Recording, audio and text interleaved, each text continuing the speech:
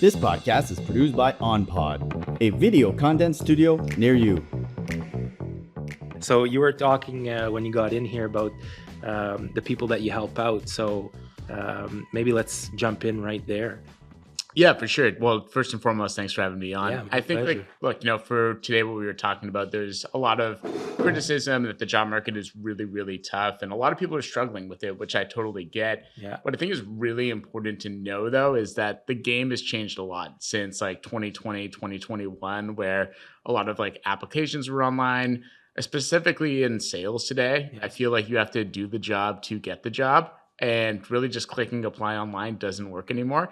So yeah, I coach a lot of my clients to stand out of the noise, get out of the sea of same, and make sure that they can stand out and land the dream jobs of their life. Yeah, I find that because I do put job offerings online. Yeah. And there are some people that will just submit their application.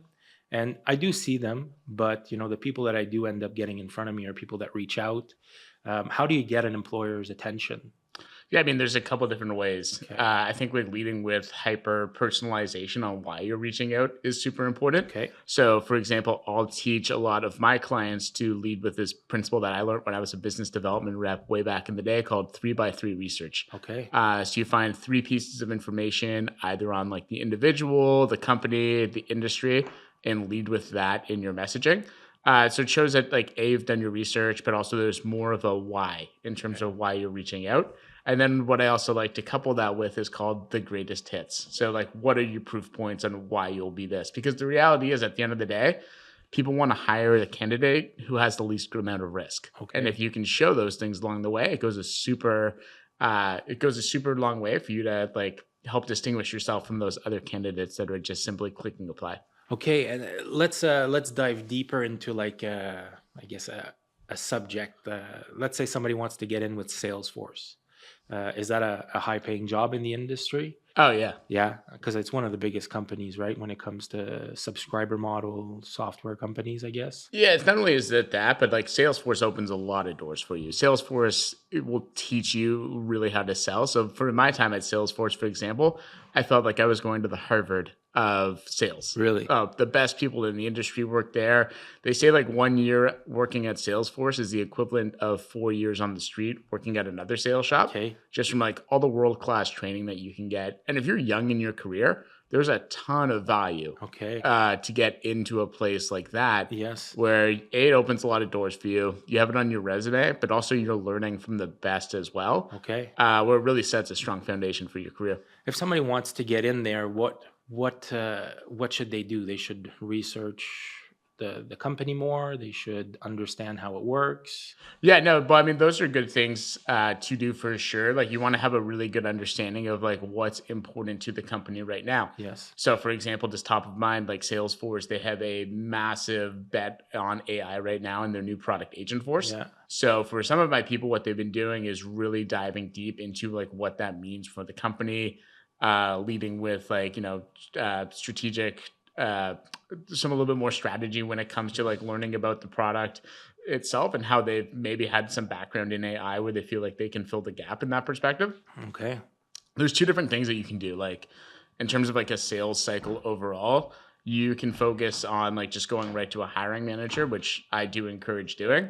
But it's also important like speaking to some reps there as well, understanding how they sell. What are some of the big initiatives that the team are doing? What are some areas that the team might be struggling in, and positioning yourself as that stopgap. Okay. Those are really ways that you can go and stand out throughout the process. So understanding what struggles the company is having or that department is having, and then trying to address that struggle. Yeah, that's definitely one way to do it. Like for one, what we'll also do is I've seen this actually increase the amount of time it takes for my clients to get a job by almost like 3 to 4 weeks. Okay. We'll create a personalized presentation that you can also leverage in that outreach.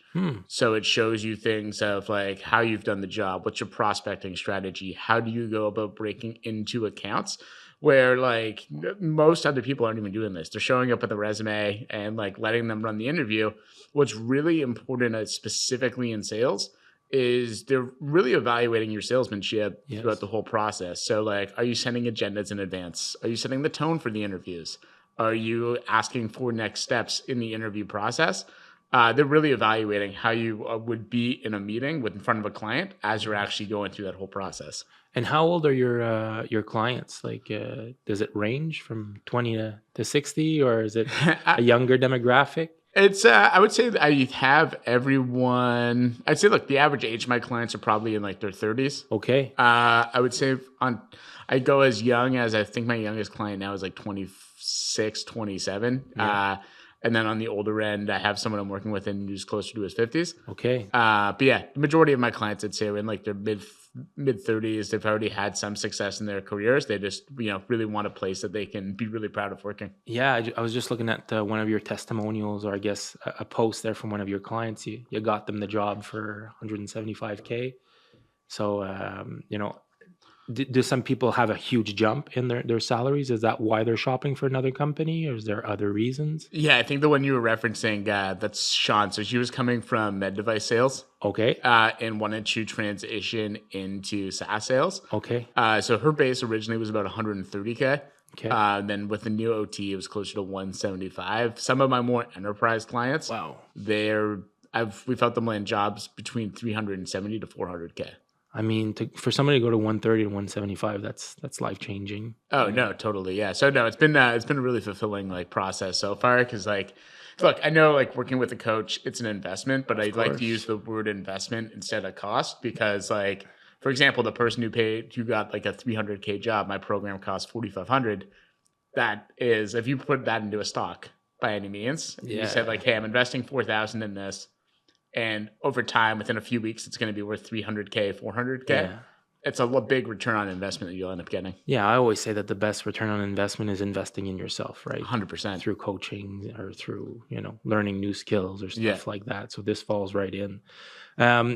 Okay, so let's talk about somebody that's finishing college or finishing university, and I'm in sales. I coach sales agents, realtors, and I see a lot of people. They go to university for a specific thing, and then they get out of there, and they don't really want to be in that industry. Yeah, I was one of those people. Yeah, I mean, I read a book in my first year in sales. It's called The Accidental Salesperson. Yeah. And are you familiar with that one? I don't think I'm a big reader. I don't think I've read that one. Yeah, it's not very popular. It was given to me by my mentor, and it talks about how most salespeople they fall into the job of sales by just accident, because there's not that many people that when they're growing up they're going to be like, oh, I'm going to be a salesperson. Oh, for sure. Everybody just falls into it. So if somebody's looking to get into the sales industry, what would be the first things that they should put together? Yeah, so I mean, sales itself is very numbers based. Yes. So any ways that you can like use numbers early on are a really big proof point as well. So like, look, maybe if you're just coming out of school, for example, stack ranking yourself against other peers in your class, or if there's like ways that you may have done like other jobs, like how you've compared to people, because metrics are just like super important throughout the whole process. So that's one thing you can do. Like, there's like 5 things that a sales manager is going to evaluate you on, especially in like that entry level position. Okay. It's grit. Like, are you going to be able to like run through a wall for them and like, take whatever it takes to get done? Work ethic, intelligence, KPIs and KPIs like past metrics, as well as just general curiosity. And I think the biggest thing out of all is coachability. Yes. They want to say that like, hey, will this person lean in, listen to the things that I say and take direction? And for a lot of people today, if you're able to showcase those 5 things, that's really what's going to help you stand apart from everyone else. I agree. And if I can give a word of advice to younger people out there, or people that just don't know what they want to do, I always find that sales and sales training is transferable to any other industry. 100%. Because I don't care if you're going to become a dentist one day or you're going to be a contractor, you're always going to be in sales. Yeah, no, exactly. Like my, like even you're an accountant or a financial advisor, you always have to ask for the business. Yes. And the reality is, it's like there's a lot of people who started off in sales and ended up becoming like the CEOs of their companies because there's so many skills that are applicable from that, where you have to just treat everything like it's like when you're in sales, I always say like you have to be the CEO of your territory.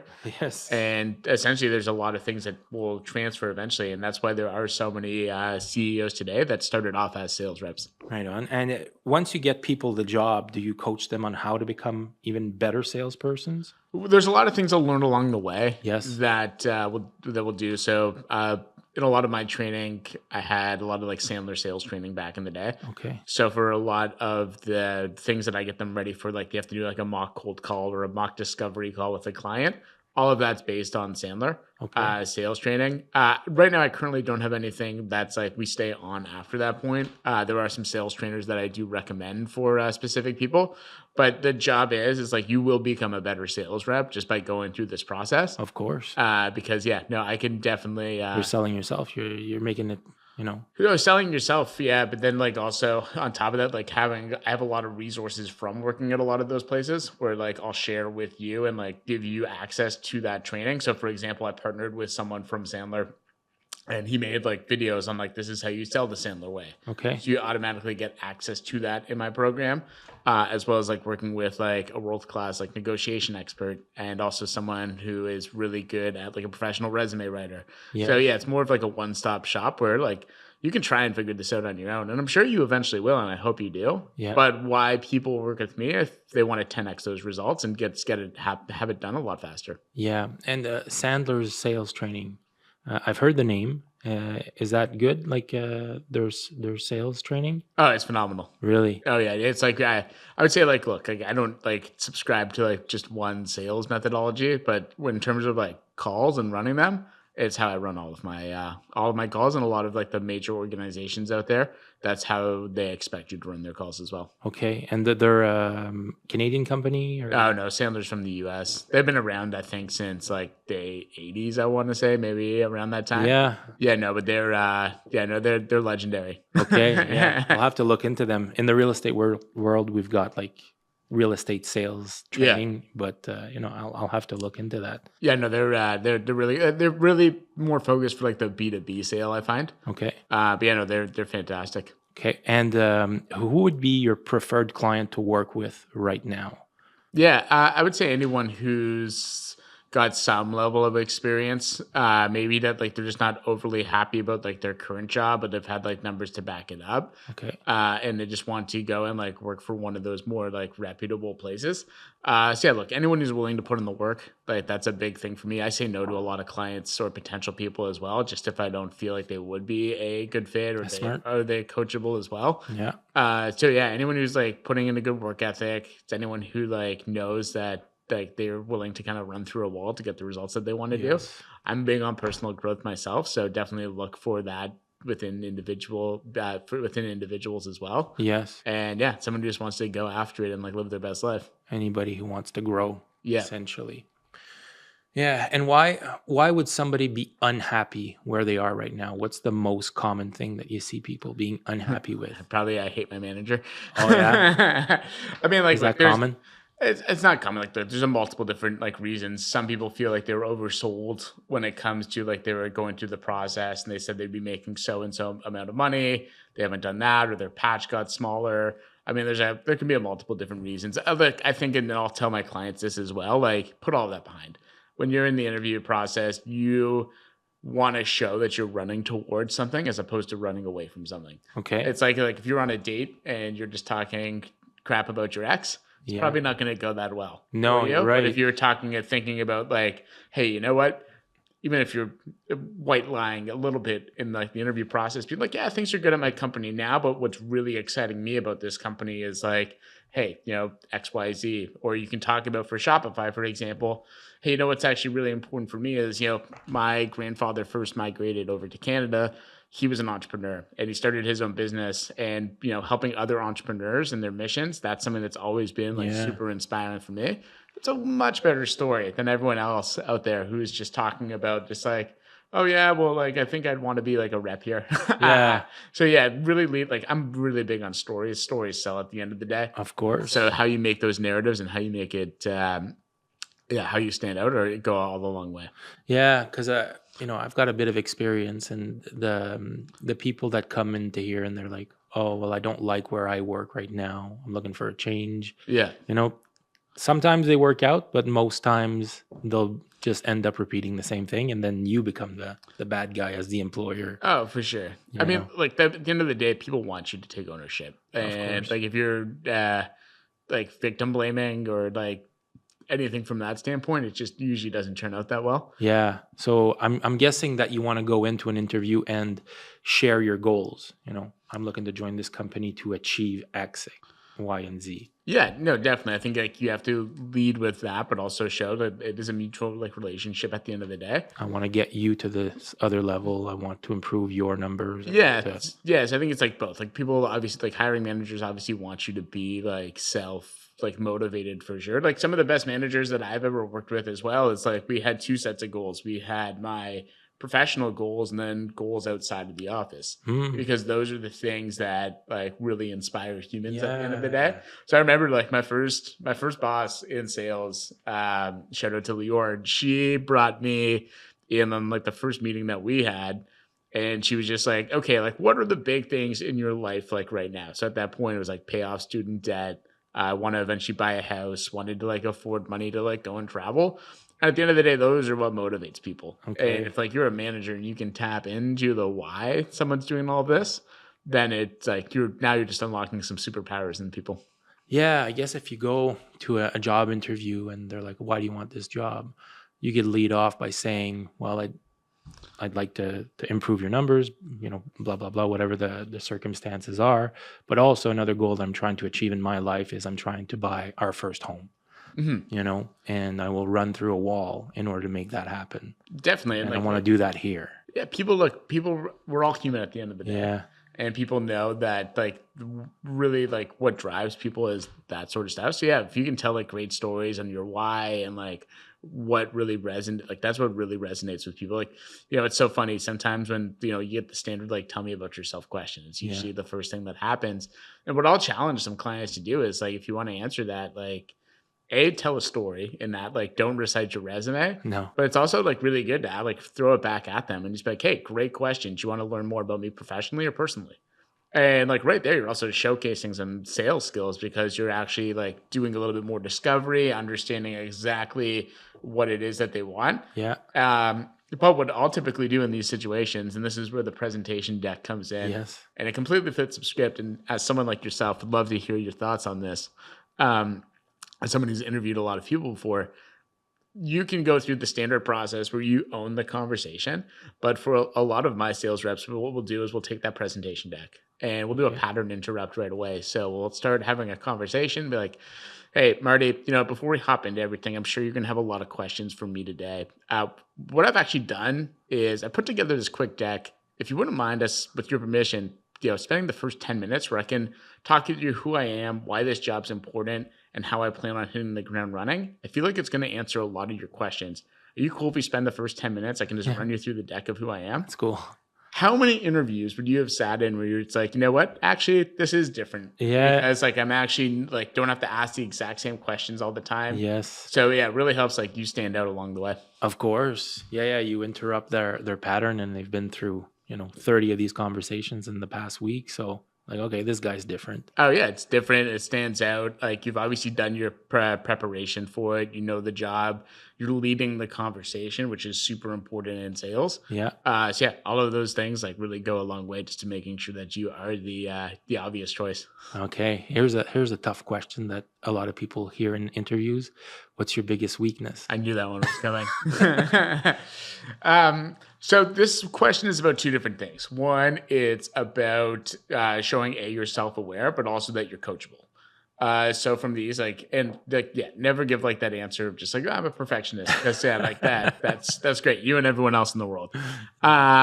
But I think like what's really important throughout this is highlighting those specific characteristics, but also backing them up with like what you're doing to actively work on these specific things. Okay. And this is really where like stories sell. So maybe, for example, when I was younger in my career, like I always had happy years when it came to sales. I always thought like things were great. and it's burnt me in a deal once before. Okay. What I did to, correct this was like work closely with my manager to realize that like, hey, I had to make sure I was going back and qualifying all of my opportunities correctly, make sure we had the right people in the room. And since then, now I've actually implemented a worksheet that I have to make sure I have all of these things. Yeah. So I can now go and showcase and forecast this opportunity the right way.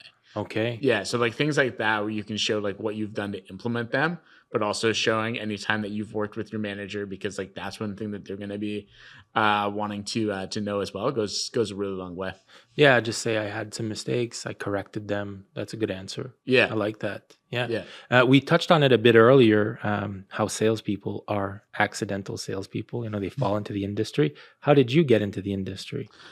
So I jumped around so many jobs in the beginning, and I was working a marketing job at an agency that was just kind of like feels so soul sucking at the end of the day. Okay. And really wanted to find something that I thought I liked marketing. I actually fell into marketing because I was watching Mad Men a lot back in the day, and I was just like, oh yeah, this is what it's going to be like, just drinking whiskey all day and sleeping on a couch. Yeah, I'm all for it. Hanging out with the boys. Yeah.